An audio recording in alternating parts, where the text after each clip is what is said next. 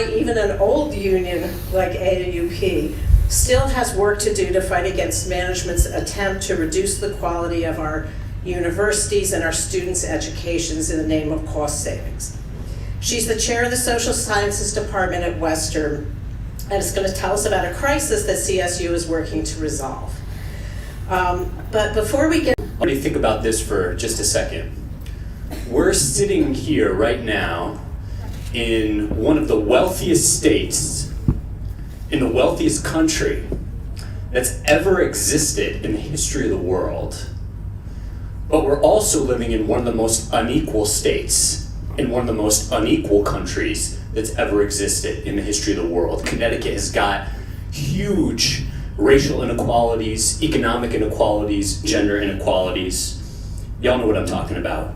We're living in a state where we've got 12 billionaires, 12 people who are worth more than $75 billion.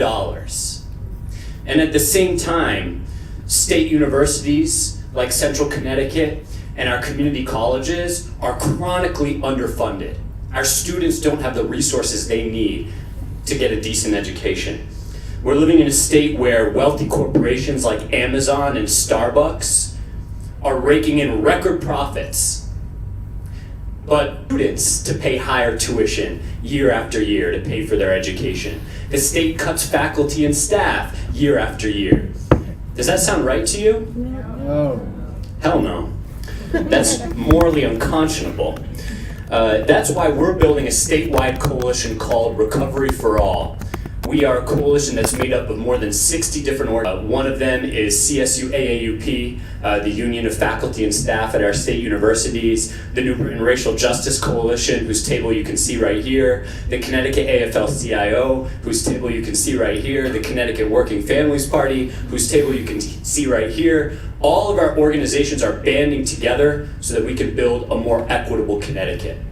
Next spring, we're going to be leading a fight up at the state capitol to win a state budget that puts people before profits. And part of that means fully funding our public colleges and universities like Central Connecticut.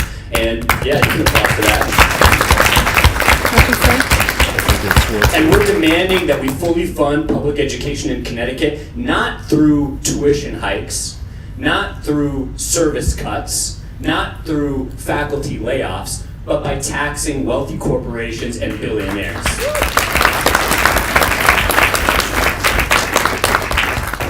So if that sounds like a fight that you're interested in getting involved in, please do come over to our table right over here and sign up, and you can learn how to get involved. Thank you so much.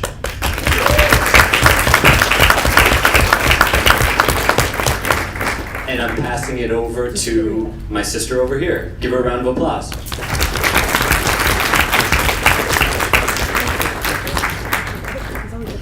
Everybody, I am so happy to be here. My name is Karina Bantower. I've been a CSU-AAUP union member for 21 years. It has been money well spent. I'm here today because on your table there's a little thing, whoever the lovely person is that put these out. Thank you. This is me 3 weeks ago tomorrow as Department Chair of Social Sciences. I got a series of emails that I was CC'd on. They were not directed to me. I was merely being notified that my department would no longer exist as I have known it for 21 years.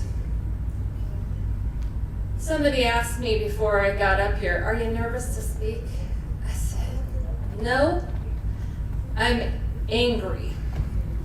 I am really traumatized and upset. I am a full professor of sociology. I am the co-chair of the Racial Justice Coalition at WestCon. I also coordinate undocumented student services at that campus. I only say that to give you a little idea of the students who are a part of my life every day. In fact, as I was sitting here today, I'm texting a student about putting an event on. What the memos the memos that I received say is that they want to eliminate our combined major in anthropology, sociology, our major in economics, and our major in global studies, and our major in social justice and policy, and that they want to park our major in political science. That's my whole department. We serve this semester, fall 2022, 30% of the students at Western. We make up the largest portion of credit hours than any other single department on campus for undergraduates. They cut us, Even though it's streaming. and I'm not sure what that's going to look like, but it's not going to be pretty.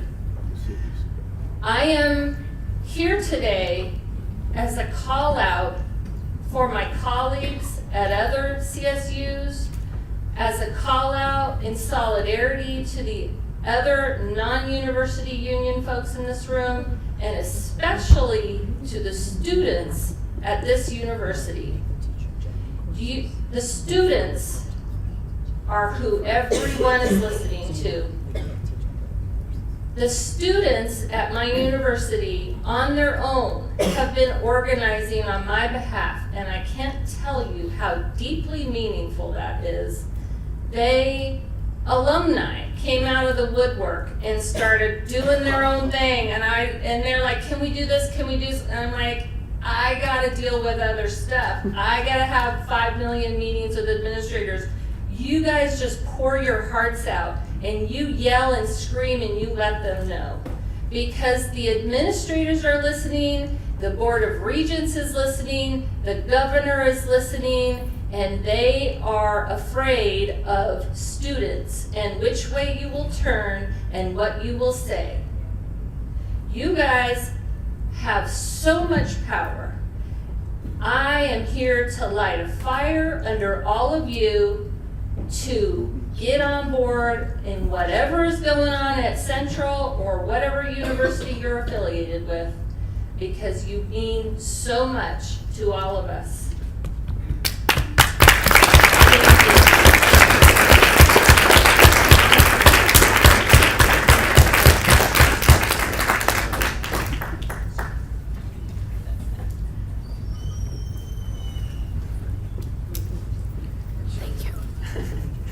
Hi everyone, my name is Sinead Ruan. I am an associate professor in management and organization here at CCSU, and I am the secretary of the CCSU chapter of AAUP, CSU-AAUP. And it is my immense pleasure to welcome the members of the panel today. These panelists represent the grassroots efforts being made every single day on the front lines of this exciting new wave of worker-led labor organizing. It signals a very exciting development in the labor movement, away from older, more traditional models of organizing by national or established unions, and shifting to organizing from the inside by those who understand the workplaces best, the workers themselves.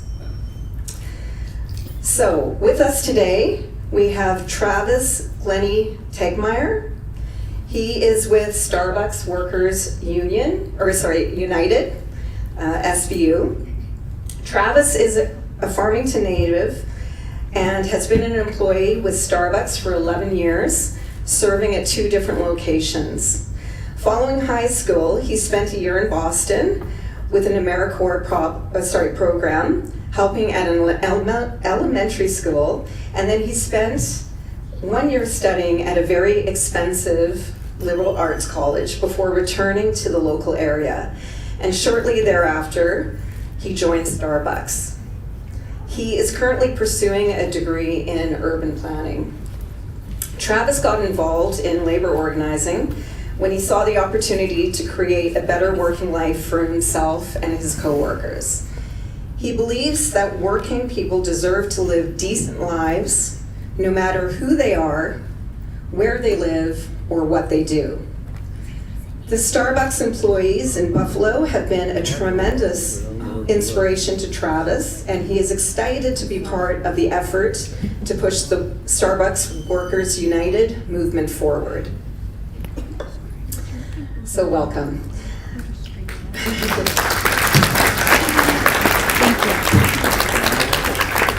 Jamie Edwards also joins us. They are from Trader Joe's United. Jamie has been a crew member at Trader Joe's in Hadley, Massachusetts for 9 years. Together with co-workers, they formed the Trader Joe's United Union when working conditions, including hours, benefits, and general morale, sharply declined during the pandemic. The Hadley store was the first in the country to win a union election in August 2022, and to be represented by the Trader Joe's United Union. A Minneapolis branch became the second to vote in representation by TJU a few weeks later. Jamie was elected by members to serve as the first president of the Hadley branch local, known as Local 1. So welcome, Jamie.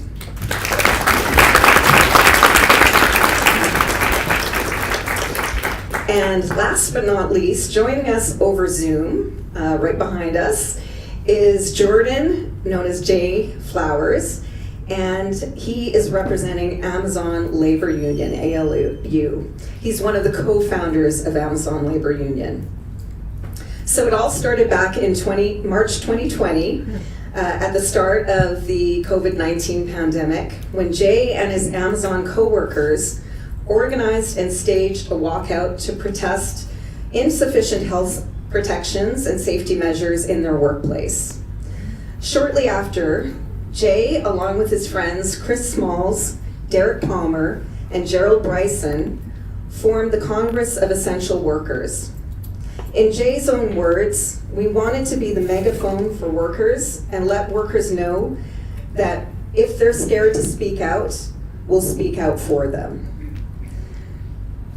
The Congress eventually became Amazon Labor Union, and Jay's currently serving as a sergeant-in-arms with the union. Until last month, he was employed at Amazon, JFK 8 facility, I believe, yep, until he was abruptly terminated, and I'm sure he'll tell us more details about that. So, welcome, Jay.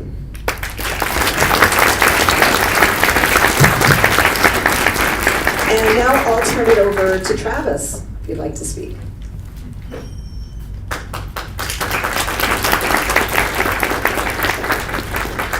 Hello. Hi. So my name is Travis. Nice to see you all.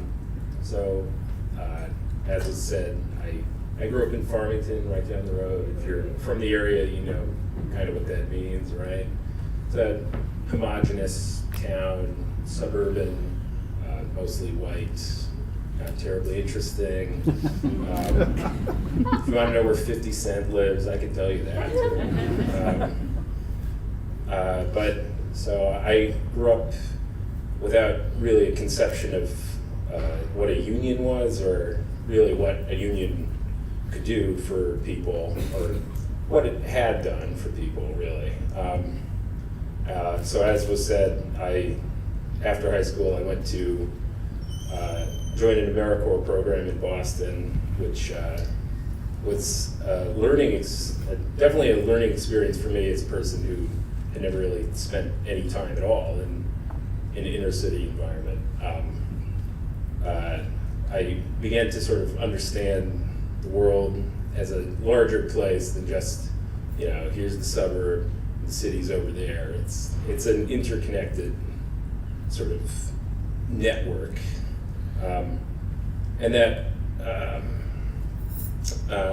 So I tried liberal arts college after that. Didn't make it work. It was very expensive. Again, yeah. Maybe I should have gone to CSU. So So I ended up working at Starbucks. And, it was supposed to just be a temporary job. I didn't really know what to do, but I ended up kind of liking it, and I ended up being good at it. Something I'm good at, and I'm proud to say that. I'm a good barista. I don't know if any of you have been to Starbucks in the area over the years, but I'm sure I've made a drink for you at some point. But working at Starbucks, I sort of, work with people from a variety of backgrounds, not just one place, a variety of approaches to life, colors, orientations, things of that nature. And I gradually came to understand what I sort of started to understand working in Boston, which was that this is what the modern working class is. It's a patchwork quilt. It's everybody and anybody who works. Maybe they work 5 to 12, or 12 to 8, or 8 to 4 in the morning. It's at a variety of different places. So when the COVID pandemic started, obviously a chaotic time for everyone. And so and nobody was really sure what was going on. We weren't sure what working at Starbucks was going to look like going back. So this company was very cautious at first, which was good. Didn't let anyone in the store for a while, gradually opening it up.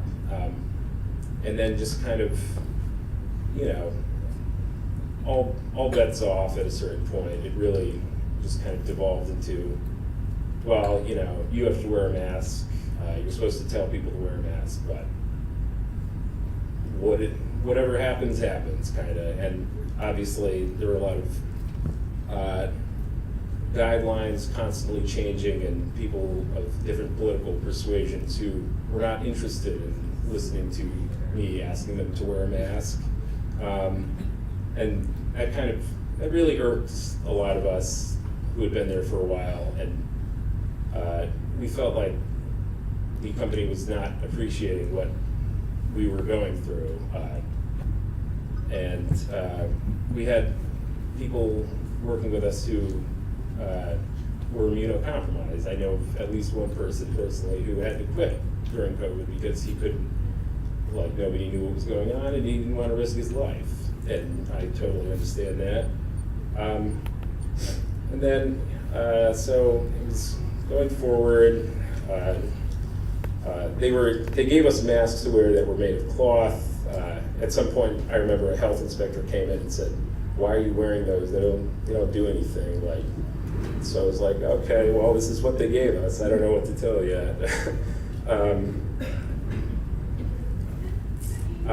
So I like to think I'm a pretty politically aware individual, but I remember during a lot of the long COVID hours I spent working by myself at a second job, listening to a lot of podcasts, and I remember specifically hearing Chris Small's talk on a number of podcasts about, and I was aware of the walkout when it happened, and that was certainly a very interesting event for me. I thought, well, what are these guys doing? Is this a thing that other people could do? And then fast forward to the Buffalo stores in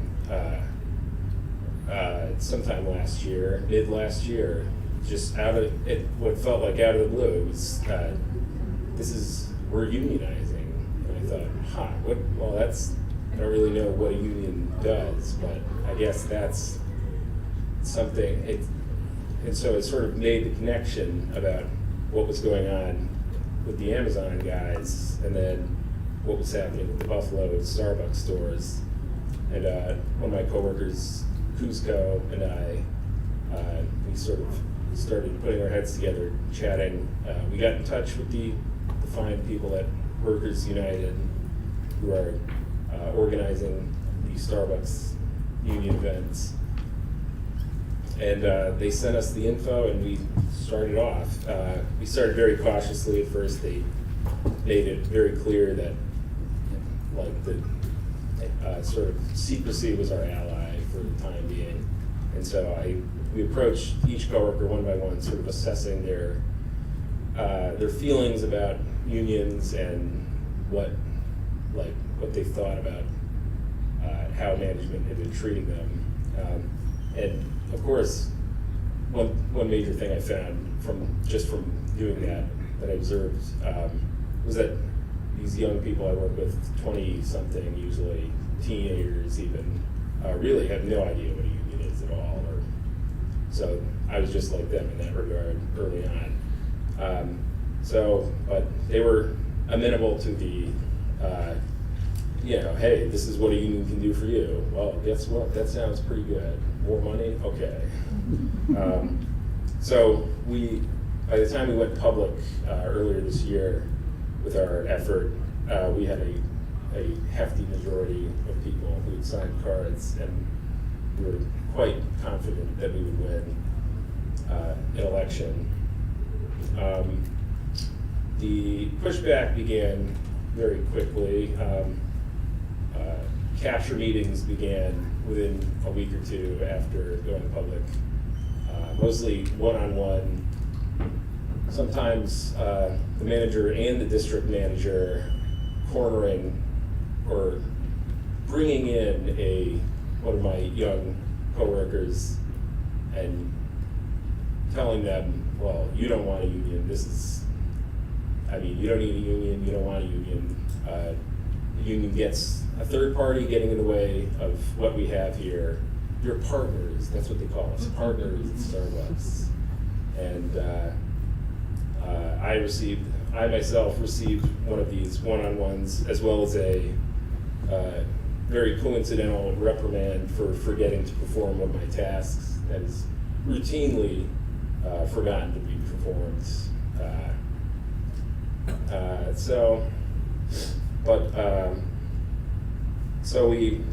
The district manager started showing up more often. But as we went public and started appearing on the news and such, one thing that was very gratifying was the enormous outpouring of support we got from our customers who said to me, one in particular I think of, look, I'm a lifelong Republican, but you know what, you guys deserve a little bit more, you know? The state union scene has really welcomed us with open arms as well. Just a few shout outs to people who have approached, asked me, IBEW, AFT, Kinetic Kosh, the Alliance for Retired Americans, the state AFL-CIO, all been extremely helpful, and I thank you for your help and your experience. So at this point, we are beginning the bargaining process, as I'm sure some of you are aware. Some stores around the country have had initial bargaining meetings, and in, I believe, almost every case, the Starbucks representatives and their lawyers have showed up and then almost immediately left, or set the date and then not showed up at all. And it's incredibly frustrating because I had to, you have to take a day off just to show up for this meeting, and then, these people, it feels like being spit in your face. And Starbucks has used a variety of underhanded tactics over the campaign. Our friend Richard Benzinger, who has helped organize the initial Buffalo stores and is a longtime union organizer, has said this is by far the dirtiest campaign he's ever seen. Illegal firings around the country, pressure on employees, reprimands for dress code, schedule changes, hour cuts, store closures. These are all happening at many of the stores that have unionized around the country.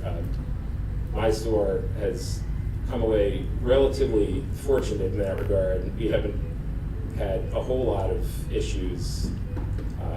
Our friends at the Vernon store, the second store in Connecticut to unionize, have received far more penalties and reprimands for their efforts, and they're in some dire straits these days, unfortunately, and they need support from all of you, just to, you know, in case you feel like heading out there.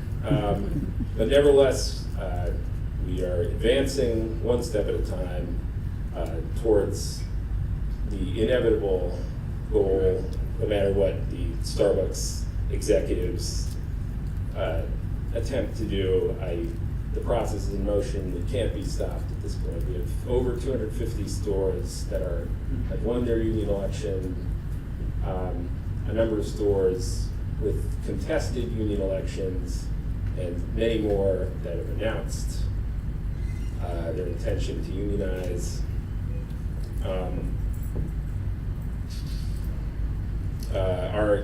My store actually has a bargaining date set for next week. We're after seeing what's happened the last couple of weeks with the other bargaining sessions, we're heavily skeptical. I'll say, but you know, a first step is a first step, I suppose. So slowly but surely, we're in it for the long haul. I guess impediments to the organizing process, as I said, workers who have grown up without knowing anything about unions is really the biggest issue that I've seen personally. And then workers who don't think they deserve to live decent lives, I guess, is how I would phrase it.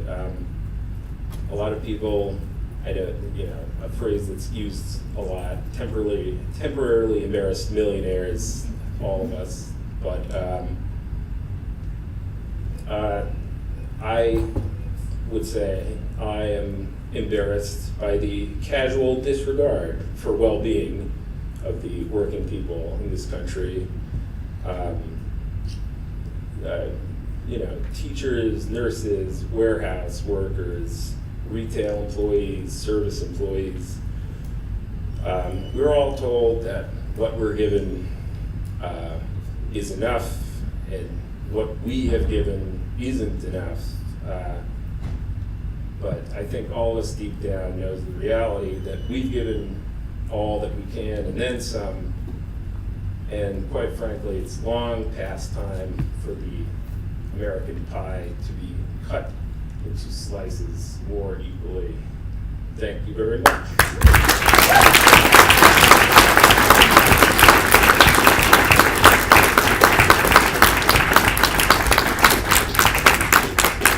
All right, thank you, Travis. Now Jamie is going to speak from Trader Joe's United, and I just wanted to give a shout out that the Hadley store is my local, so I'm a proud Trader Joe's supporter for 18 years. All right.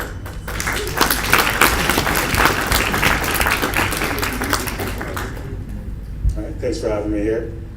So I'm going to talk a little bit about like the beginning of the Trader Joe's campaign, sort of what led to it. So early on, I think like this is the case with like a lot of organizing that's happening right now. At the beginning of the pandemic, people sort of saw that their safety was not going to be the priority, like over the bottom line, you know? So like, as the pandemic started to get underway, at our store in particular, there's actually a rule saying that, that we're not allowed to wear masks or gloves in the store because it would scare customers. So at that point in time, it was something that I was talking with a lot of my coworkers about. And we would bring this up during the huddle, try not to like rock the boat too much so they would know that, we were trying to plan something down the road. But that was sort of the vibe it was at first. And I feel like at that point, people started becoming more prepared to actively organize. And I feel like at that point, it sort of reframed a lot of things that were happening in the past. There's been a lot of different changes in terms of benefits, right? So like when the ACA passed, they made it so you would have to work 10 more hours in order to still get your insurance, for instance. We used to have overtime, they got rid of that. So like there was already a trend. At one point we had COVID pay, and then that was taken away, but not only was it taken away, like before we got to the point where we were having like regular cases, but it was taken away, and in addition to that, we weren't going to get our full raise the next time we have a review. So like, yeah, so at that point I feel like a lot of people were starting to get frustrated, things were starting to come to a head and everything. So I had actually attempted to organize like earlier in the pandemic, and it sort of like stalled in the night crew. And then at the beginning of this year, Meg and some of the people who were working in the morning crew actually reached out to me, and we sort of like joined our morning and night crews and sort of like took off from there. So I guess like the beginning phase of the organizing, a lot of it was actually just stepping out of my own comfort zone. I think the same could be said for everyone else who's organizing. Being able to have these one-on-ones with everybody in the crew, and a lot of the times having to educate them for the first time on unions. A lot of people, and this is like, it's wild to think this, but so many people, the only knowledge they have of unions is what came from things that their bosses said to them. So like that's definitely the case for a lot of the people at our store. But at the same time, we also have like a lot of students, a lot of like young radical students who already had like similar politics, similar labor politics to me. And like some of those people, you'll be having the beginning of those conversations and they'll just interrupt you like, is this about a union? Yeah, I'm down. You know, it's like, so it was really cool to like have a lot of people like that, you know what I mean? And like for me, it was mainly with the night crew, which is like a bit of a younger crowd and like a bit of a crowd that has similar politics to mine and everything. So I would say at that beginning stage, we were doing a lot of that, having these like one-on-ones with everybody. As we start to like get to the point where we're preparing to do our inoculations and stuff, which is just like preparing people for the anti-union talking points that you're gonna get once you go public. We get to this point, go public and everything, and surprisingly, at the beginning, there wasn't a huge pushback from the company. It seemed like they were very much shocked and didn't think we knew what we were doing, you know what I mean? So they were just like, things were quiet for the first few weeks, you know? And then a couple weeks in, I start to see like, was it the regional manager or regional vice president start showing up. These are people who we would see like once or twice a year normally. Now they're here like once a week. Then they're here, you know, a couple times a week. Then they're here every single day. All of a sudden I started noticing certain managers are just like watching me a lot more, watching certain people a lot more. You'll start seeing things like one of our main organizers getting a write-up for forgetting to scan a single item, something that happens like hundreds of times in that store every day. So there's a lot of weird things like that. And like at the beginning, even things like just knowing our rights and things that we're allowed to do, right? Like if people are allowed to conduct anti-union activity at the store, obviously that means we're also allowed to conduct pro-union activity at the store, like within reason. So something as simple as like me wearing a union pin. Like I remember I came in with a union pin, everything was chill. Then while I was talking to a customer who was like very much like excited about the union and everything, after that, the manager approached me and said like, you actually can't wear that pin. And I actually pulled it up on my phone, the NLRB website, where it talks about like things that are protected. And she's like, well, I don't know. I feel like, yeah, I know that's happening a lot, right? Like, and she's like, well, this is what it says in the handbook. And I'm like, I'm sure you understand that the handbook doesn't trump federal law, you know?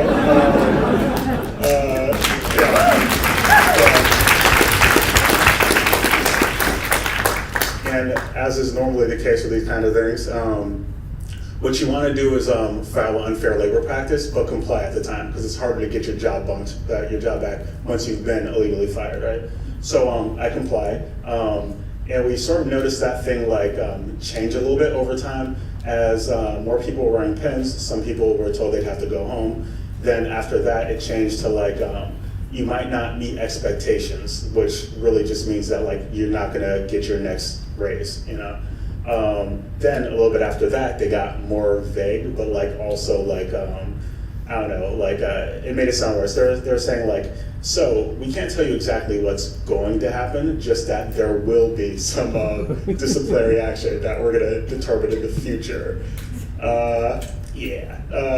So that was very much the vibe like at that stage, you know. So at that point we had all stopped wearing our union pins, you know what I mean? And it was it felt like it was an uneven playing field, and I mean I guess it always is in this situation, but on one side we can't even like wear our pins, you know, like we're being watched 24/7.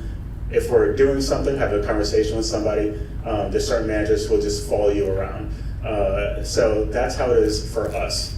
But then there's a small group of people who are organizing anti-union activity. These people are allowed to like organize on the clock. They're allowed to like have meetings on the clock. They would have meetings where like 3 or 4 of them would bring people outside and they'd like have conversations where they would do nothing but tell them disinformation. In some cases, just like make personal attacks on people in our organizing committee. So it was like a really weird situation. It was a very like hostile environment. But it was funny because like after that point, I feel like management really thought they had sort of won a part of that battle.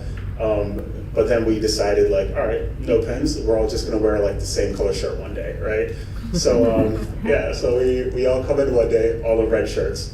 And not even everyone who like was a yes vote for the union wore a red shirt. Some of them were still scared and stuff, but enough of us did. And it was like, that was the first moment where you could really see everybody who was pro-union feel like comfortable being like out and open about it.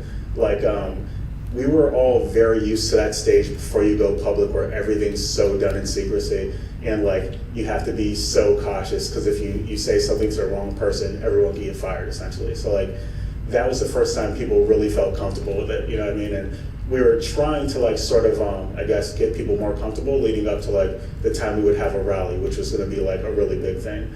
So like we had the red shirt day. I really wonder how many unfair labor practices happened in that day alone. Because like I remember a store captain just like ran up to this one kid and said, "Are you wearing that red shirt because you support the union?" Which is illegal. Somebody else pulled someone else aside and they're like, "Are you wearing that red shirt because you support the union?" She's like, "Yes, I support the people who support me." And then he said, "Well, I hope you know your pay is going to be cut, you know, if they win." So those are the type of things that are happening in the store, you know what I mean? So like, yeah, it was pretty bad. But then like I want to say like a week after that, we have our rally, you know what I mean? And like, it was like this outpouring of support that like really even shocked me. It was like over 100 people in front of that Trader Joe's. And once again, like management was like, was losing it, you know, like there was people running in and out of the store, you know, like the store captain was pulling pro-union people off of the register because he didn't want any of the supporters to come in the store and have a pleasant experience with those people. Like, I mean that very literally. He was pulling them off the register, and then they were just actively being as rude as humanly possible to any customer who was supportive of the union. At the end of the rally, like we actually were like, hey, we have these flowers. We're gonna have people like hand out flowers to people in the store. And I kid you not, security says, if you hand out a single flower, we're gonna call the police. It was a little shocking.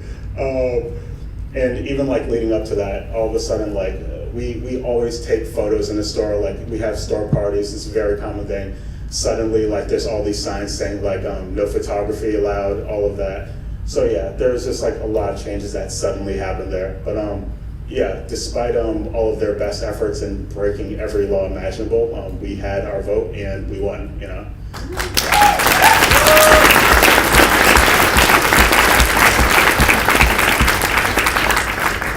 And that's sort of like where we are now. Now we're at the point where we're preparing to bargain and everything, and the weird stuff from the company hasn't really stopped, you know. You send out like a very standard like request for information. The company responded by putting a letter up in the break room with the names of everyone in the organizing committee and saying these people want your personal like personnel information.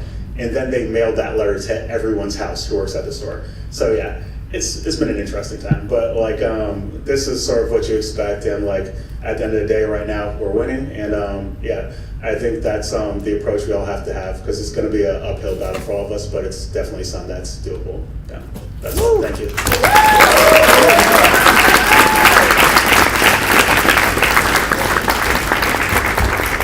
All right, thank you, Jamie. So, Jay, you ready? Can you hear us? I can hear y'all. We can hear you. All right, so take it away. Alright, hello everyone. I wish I was there. My name is Jordan Flowers, co-founder of AAU. Short sum up of the Congress of Essential Workers, like what I said earlier. We were the megaphone for the workers, because signing the contract with Amazon, getting a job at Amazon gives you all the best benefits and perks. But at the very corner of the bottom, it's like you cannot talk about a union or anything union, you'll be automatically terminated. And that's why myself, Chris Moles, Derek, and Gerald all formed the Congress of Essential Workers. And we started exploiting Amazon to show how much money he was making, the super yacht that he bought, the mansions he was getting in the West Coast, down the East Coast. He has a house in the embassy in Washington, D.C. And we also went out to Alabama, Bessemer, Alabama, to support RDWSU in their election before we came home and formed the ALU. But with Amazon Labor Union, with the organizing, I mean, every day, me, Chris, Gerald was at the bus stop. We had our organizing team and Derek inside the warehouse. We were feeding, cooperating, engaging with workers, giving out shirts, hoodies, and at the same time, the Amazon union busting, a bunch of unfair labor practices, I should say, telling workers to vote no, having vote no signs all over the warehouse, coming up to stations and offering people to vote no. And these are tactics that $1 billion company is doing to a couple of organizers that's just trying to make a change for their community. And then May 1st, 2022, we had our election and we had won. And continuing, we had a couple losses with Albany and LDJ5, which is also in Staten Island, across the street from JFK.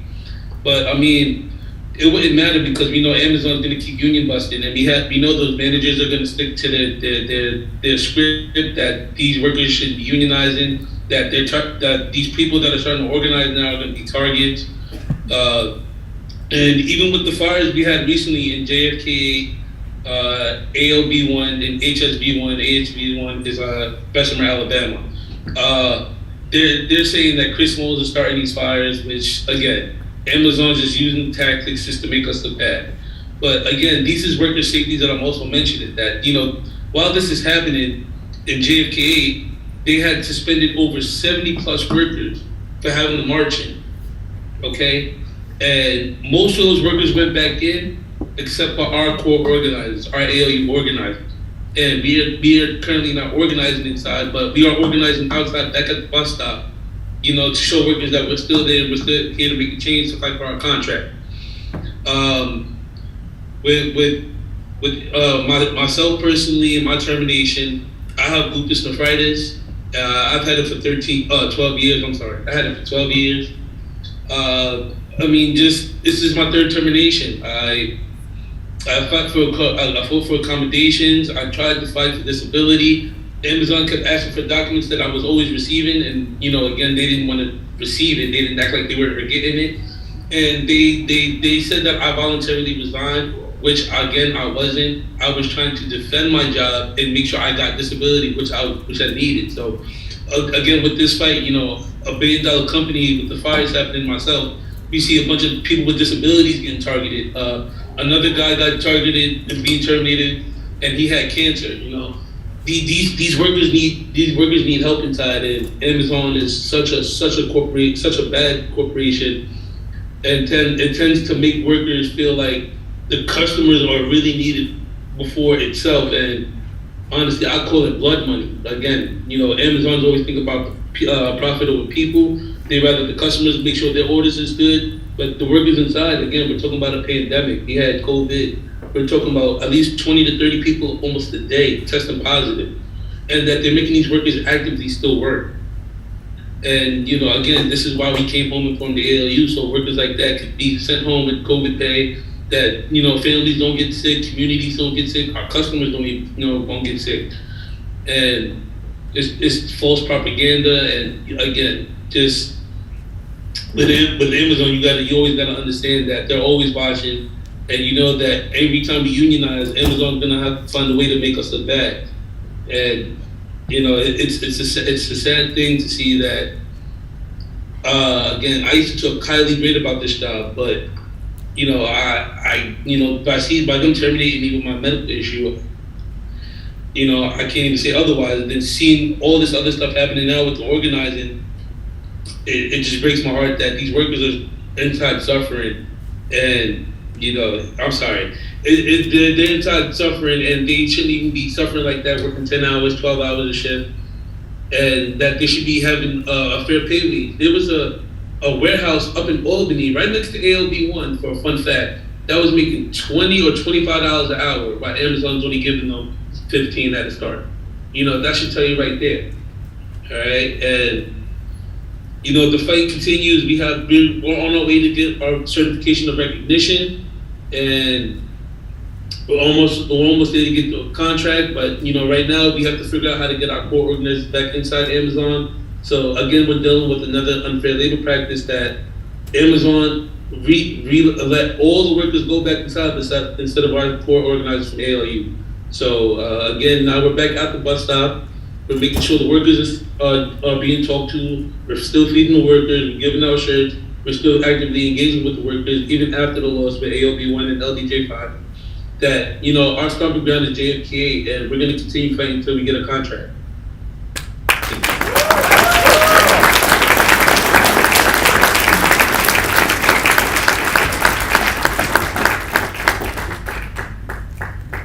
Thank you for that. So I'd like to open the floor up to questions, because I'm sure you guys have lots of questions for our panelists.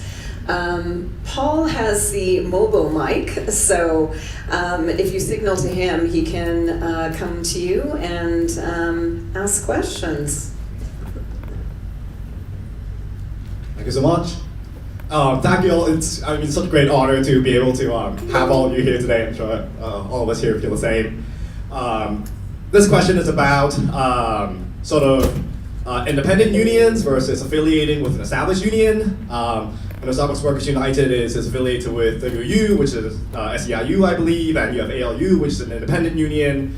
And I've heard points discussed before about the pros and cons, strengths and weaknesses of each model.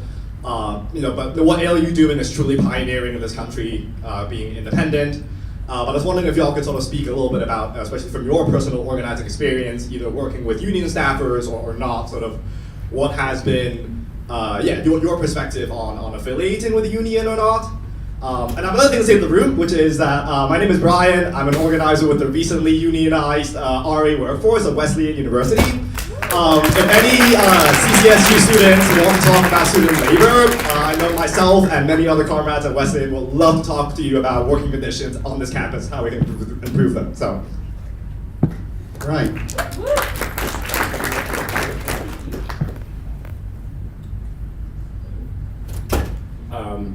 I guess just for myself, so as you mentioned, yes, we're working with Workers United, a subsidiary of SEIU. I'll say that the impetus being for us at Starbucks, the Buffalo Union, there was a concentrated effort with some partners from Workers United in order to begin that process in Buffalo. And so I'd say really without that organizing effort, I don't think I would be here right now, really. We'd probably still be dreaming about it. And we have regular contact with some of our fine friends at Workers United, and while they are in this Starbucks scenario, we've expanded so rapidly, as I said, over 250 stores, that the union was not expecting and not fully prepared for that like rapid level of response. And so we've all been sort of pitching in to try and keep up as because there just aren't enough Workers United staffers, and they're those that are out there are doing a tremendous job, just hustling around, talking to everybody, and some of our friends up in Boston, and I know in a few other areas around New Jersey, New York City, are sort of forming local or regional sort of organizing committees to sort of pick up the slack where it is. So I would say, yeah, it's been tremendously helpful to have that, any sort of structure to sort of get us off the ground first.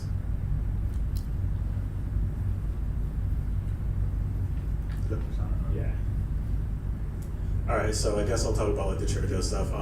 So like for me, when it comes to like conversations about like independent versus like an established union, I think like to have like responsible messaging around it, you know what I mean? Like everyone has to look at their situation and know what they can do with the resources that they have available. You don't want to get yourself into a situation where you would actually need an established union's help and not be equipped to handle what you're doing and get everyone fired. Like these are like the real types of things. You have to always remember that when you're organizing that your coworkers, other people organizing with you, like their jobs are on the line, a lot's on the line. But I do think that if you do have those resources available, if you have the support locally, if you have like a good enough network, it's something you can pull off. And in terms of like the way union busting usually works, the biggest talking point that companies will use is the third party talking point. Like this union is going to be a third party that's going to be controlling things, right? And to be entirely honest, sometimes established unions, the way they organize, they do act sort of like a third party. Not necessarily in the fact that they won't still be like a net benefit to your workplace, but to the fact that like the way they're organizing is very top down and it's not worker led, right? So like for us at Trader Joe's, we got around that because like everyone there knows like all of us who are doing the organizing, like in the original organizing committee, the 6 people we had, I was the newest person in that organizing committee and I've been with the company for 9 years. So like everyone there was like very much like someone who's been a part of that store and a part of that like community and family for a long time. So like when people see that organizing is coming, you know, from like a really grassroots place, you know what I mean? It really weakens like any talking point about like this is some third party or like this is being controlled by somebody outside of the store with a different set of interests, because like they sort of, it's not possible, you know what I mean? So I guess that's my thoughts on that part.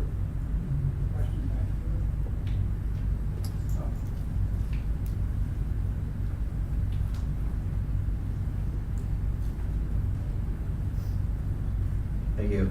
So my question was kind of mostly directed to ALU, but you know applies more generally. I'm interested in